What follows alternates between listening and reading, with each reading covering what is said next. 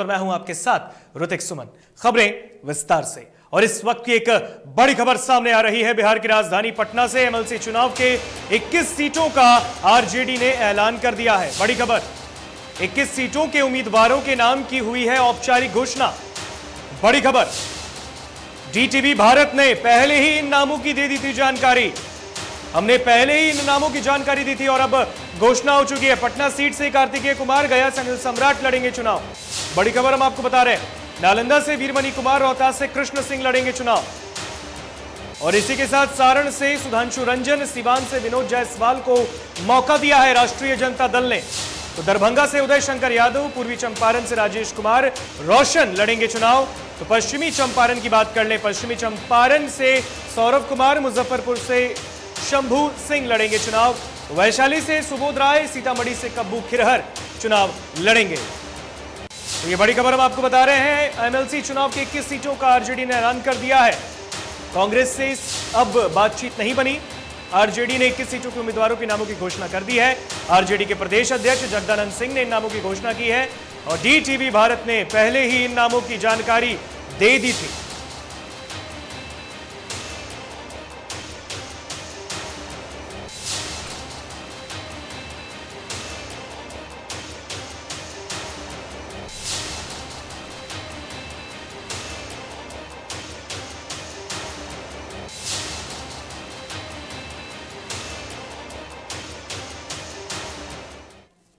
तो डीटीवी भारत ने पहले ही नामों की घोषणा की थी। हमारे सहयोगी निर्भय किशोर ने अपने एनालिसिस में इसकी पहले ही जानकारी दी थी और जिन नामों का जिक्र उस वक्त किया गया था उन्हीं नामों को इस बार आरजेडी ने एमएलसी चुनाव में उतारा है। तो जरा देखिए।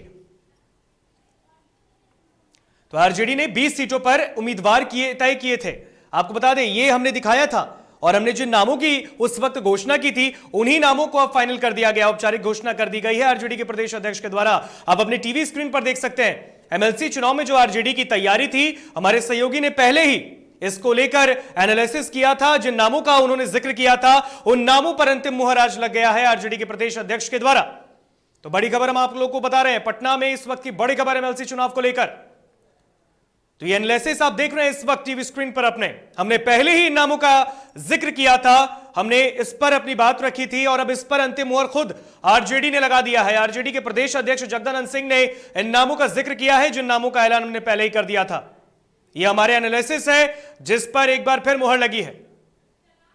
तो एमएलसी चुनाव के 21 सीटों का आरजेडी ने ऐलान किया। 21 सीटों के उम्मीदवारों के नाम की औपचारिक घोषणा हुई है। डीटीवी भारत ने पहले इन नामों की जानकारी दे दी थी। पटना सीट से कार्तिकेय कुमार, गया से अनिल सम्राट चुनाव लड़ेंगे। नालंदा से वीरमणि कुमार, रोहतास से कृष्ण सिंह को मौका दिया गया है। सारण से सुधांशु रंजन, सिवान से विनोद जायसवाल चुनाव लड़ेंगे। दरभंगा से उदय शंकर यादव, पूर्वी चंपारण से राजेश कुमार रोशन चुनाव लड़ेंगे। पश्चिमी चंपारण की बात करें तो सौरभ कुमार, मुजफ्फरपुर से शंभू सिंह आरजेडी एमएलसी के पद पर चुनाव लड़ेंगे। वैशाली से सुबोध राय, सीतामढ़ी से कब्बू खिरहर चुनाव लड़ेंगे। तो ये बड़ी जानकारी इस वक्त हम आपको दे रहे हैं। एमएलसी चुनाव के 21 सीटों का आरजेडी ने ऐलान कर दिया है। इन नामों की औपचारिक घोषणा कर दी गई है आरजेडी के प्रदेश अध्यक्ष जगदानंद सिंह के द्वारा। और इन नामों को हमने पहले ही एनालिसिस में जिक्र किया था। हमारे सहयोगी निर्भय किशोर ने अपने एनालिसिस में इन नामों का जिक्र किया था जिस पर अब फाइनल मुहर, अंतिम मुहर आरजेडी के प्रदेश अध्यक्ष जगदानंद सिंह ने लगाई है। आप टीवी स्क्रीन पर आप वो लिस्ट देख सकते हैं, आरजेडी का ये लिस्ट जिनमें जिन नामों का हमने जिक्र पहले किया था, इन नामों को अंतिम मुहर दी गई है। तो ये बड़ी खबर इस वक्त की बिहार से। एमएलसी चुनाव के 21 सीटों का आरजेडी ने ऐलान कर दिया है। औपचारिक घोषणा उम्मीदवारों के नामों की कर दी गई है राजद प्रदेश अध्यक्ष जगदानंद सिंह के द्वारा। हालांकि डीटीवी भारत ने पहले इन नामों की जानकारी दी थी और इन नामों को अब फाइनल मुहर लगाया है आरजेडी ने। पटना सीट से कार्तिकेय कुमार, जो कि बाहुबली विधायक अनंत सिंह के बेहद करीबी माने जाते हैं, उनको मौका दिया गया है।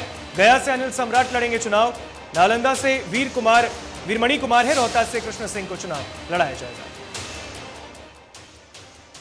और इस पर बातचीत के लिए हमारे साथ लाइव चैट पर हमारे सहयोगी निर्भय किशोर जुड़ गए। निर्भय, जो एनालिसिस हमने दिखाई थी उस पर एक अंतिम मुहर आज फिर लगी है। जो हमने दिखाया था उस पर फिर एक बार सच्चाई की मुहर। बिल्कुल सच्चाई की मुहर लगनी है ऋतिक, क्योंकि जिस तरीके से डीटीवी भारत के जो अपने सूत्र हैं और जिस तरीके से लगातार हमारी पकड़ जो होती है, पार्टियों में हमारी पकड़ होती है, और सबसे पहले हमने इस खबर को दिखा दिया था। आज जो मेरे हाथ में ये लिस्ट है, दरअसल ये राजद ने आज इसका ऐलान किया है, लेकिन इस ऐलान से पहले डीटीवी भारत ने इस पूरी खबर को और एक एक करके, हमने सिर्फ इतना ही नहीं बल्कि किस तरीके से जातीय समीकरण को पार्टी ने साधने की कोशिश की है। भले ही कई आरोप लगते रहे हों, लेकिन जिस नामों पर सबसे बड़ी बातें सामने आई थी उसमें कई नाम की भी हमने जिक्र की थी। हमने ये भी बताया था कि पटना का सीट जो दो बाहुबलियों के बीच में लड़ाई का यानी कि अखाड़ा बन सकता है, बिल्कुल अनंत सिंह और रितलाल यादव, बिल्कुल रितलाल यादव, और इसके साथ साथ जो अभी वर्तमान में जो विधायक हैं उनके बीच में कहीं ना कहीं, क्योंकि दोनों की पार्टी में दारोमदारी मजबूत है। रितलाल यादव भी लगातार तेजस्वी के साथ में दिखते हैं और इसके अलावा जो आप देखिए, लेकिन अब जो बातें सामने आई है, हमने जो बातें कही थी बखूबी वैसा ही दिखा है, क्योंकि रितलाल यादव रहे और दूसरी तरफ जो तस्वीरें दिखी है इसमें तो वो साफ हो चुकी है। यहाँ पर कार्तिकेय कुमार को जगह दी गई है। इसके अलावा जातीय समीकरण को इस बार बखूबी साधा गया है। ये इस बार जिस तरीके से हमने देखा कि जो उपचुनाव हुए थे 2 सीटों पर, उस सीटों पर ही खुल करके ये बातें सामने आ गई थी कि राजद अब सिर्फ और सिर्फ एमओआई समीकरण को नहीं साध रही, बल्कि राजद अब खुल करके आ गई है और सभी समीकरण को साधने की कोशिश कर रही थी। और बखूबी हमने जो अपने एनालिसिस में बताया था उसमें हमने ये समझाया था कि इसमें यादव, भूमिहार, राजपूत, ब्राह्मण, वैश्य और कुशवाहा सभी को पूरी तरीके से पार्टी ने साधने की कोशिश की है। देखिए, दरअसल एमएलसी का जो चुनाव होता है उसमें खास बातें ये होती हैं और वो होती है कि कैडर कितना मजबूत होता है, पार्टी में उसकी कितनी बेहतर पकड़ होती है, और क्षेत्र, क्योंकि ये जो वोट होते हैं ये आम लोग वोट नहीं देते, ये जनप्रतिनिधि वोट देते हैं। और ऐसे में अगर वोट जब होती है तो उनकी कितनी पकड़ मजबूत होती है, कैडर कितने मजबूत होते हैं। हमने यहाँ पर बताया था दरभंगा से जो अभी जिक्र किया जा रहा है, दरभंगा से जो उदय शंकर यादव है, दरअसल ये सीट फिलहाल राजद के लिए बड़ी जीत की बातें कही जा सकती है, इसलिए क्योंकि राजद के पुराने कैडर हैं उदय शंकर और इस बार उनको सीट दिया गया है। इसके अलावा हमने एक एक करके उन सारे प्रत्याशियों के नामों पर पहले ही ये जिक्र कर दिया था। हमने उन सारे प्रत्याशियों के नाम सामने आने के साथ ही, क्योंकि जब हमारे सूत्रों ने ये जानकारी दी थी कि राजद इन नामों पर विचार कर रहा है, लगभग 21 नामों की हमने जिक्र की थी, जिसमें से एक सीट जो भागलपुर की थी वो भी अब सामने आ गई और लिस्ट में वो भी नाम है, सीपीआई को दी गई है। और हमने ये बताया था संजय यादव का नाम कि भागलपुर की जो सीट होगी वो संजय यादव के नाम होगी। अब यहाँ पर 21 सीटें हैं, 24 सीटों पर चुनाव होना है, 2 सीटों का खेल और क्या कुछ तस्वीरें बदलेगा, माफ कीजिएगा 3 सीटों के खेल क्या कुछ होंगे ये देखना होगा। लेकिन हमने सबसे पहले बताया था और आज हमारी लेकिन जो लिस्ट का जिक्र निर्भय एक सवाल, जिस लिस्ट का जिक्र आप कर रहे हैं उसमें ना दलित को मौका दिया गया है, ना ही महिला को उम्मीदवार बनाया गया है, और साफ साफ अगर हम लोग देखें यहां पर तो एक मुसलमान हैं जिन्हें उम्मीदवार बनाया गया है, यानी कि एमवाई समीकरण यहां पर दिखा। लेकिन सबसे बड़ी बात अगर यहां पे हम देखेंगे तो यहां पर हमने भी इस पर कटाक्ष किया है कि वोट तो सबका मांगेंगे लेकिन मौका सबको नहीं देंगे। समाज के हर एक वर्ग के लोगों को ये एमएलसी के लिए पद पर अपनी दावेदारी के लिए, अपनी उम्मीदवारी के लिए जगह नहीं देंगे, पर वोट सबका चाहिए।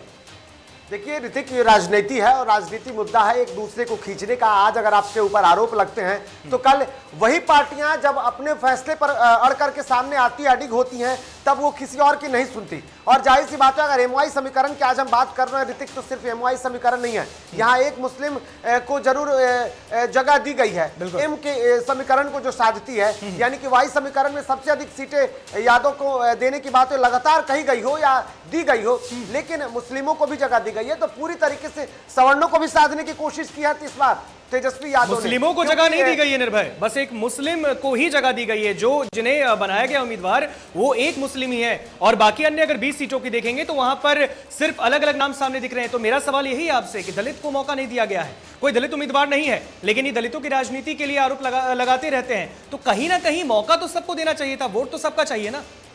देखिए, बिल्कुल जाहिर सी बात है, आपने जो बातें कही और सवाल भी काफी बेहतर सवाल है। आपने जो कहा कि दलितों को सीट नहीं देना, मैंने पहले ही इसमें जिक्र किया है कि पार्टी वही प्रत्याशी पर अपने दाव खेलती है जिनका कैडर मजबूत होता है, यानी कि जिनकी लोकप्रियता हो, जिनके पार्टी में बेहतर एक पकड़ हो और साथ ही साथ क्षेत्र में जिनका पकड़ हो, क्योंकि क्षेत्र में पकड़ हो, यानी आरजेडी कोई चांस नहीं लेना चाहती है, आरजेडी कोई चांस नहीं लेना चाहती है। बिल्कुल विधान परिषद में राजद ये जरूर चाहती है कि उनकी दावेदारी मजबूत हो, क्योंकि अब विपक्ष जहां एक तरफ विधान सभा में मजबूती के साथ आगे आया है, विधान परिषद में भी अगर उनकी मजबूती होगी तो शायद वो सरकार को और कुछ अपने हिसाब से चलने के लिए मजबूर कर सके। कुछ ऐसे मुद्दे हों जिस पर विपक्ष की अगर संख्या अधिक होगी तो शायद वो उनके पक्ष में फैसला जा सकता है। निर्भय, आपको यहाँ पर रोकेंगे, जरा हम एक बार बयान सुना देते हैं आरजेडी के प्रदेश अध्यक्ष जगदानंद सिंह का, क्या कुछ उन्होंने कहा है। आज के दिन का उनकी कोई सूची है, ये सूची संयुक्त है। सीपीआई, सीपीएम, माले, राष्ट्रीय जनता दल, महागठबंधन की सभी लोगों का सूची कांग्रेस ने कह दिया है 24 सीटों पर उम्मीदवार उतारे। जो उसमें बाकी है, क्या उसमें कुछ सीटें जो बाकी हैं, 21 लोग के नाम को आपने घोषणा कर दिया। 3 सीट कांग्रेस की है। क्या हुआ रोज में 3 जगह जो मैं बताया, पूर्णिया, समस्तीपुर और नवादा करीब करीब तय है। लेकिन आज एक बार आदरणीय लालू प्रसाद जी को जाना पड़ा तो उसमें थोड़ी सी अंतिम स्वरूप देने में जो कमी थी,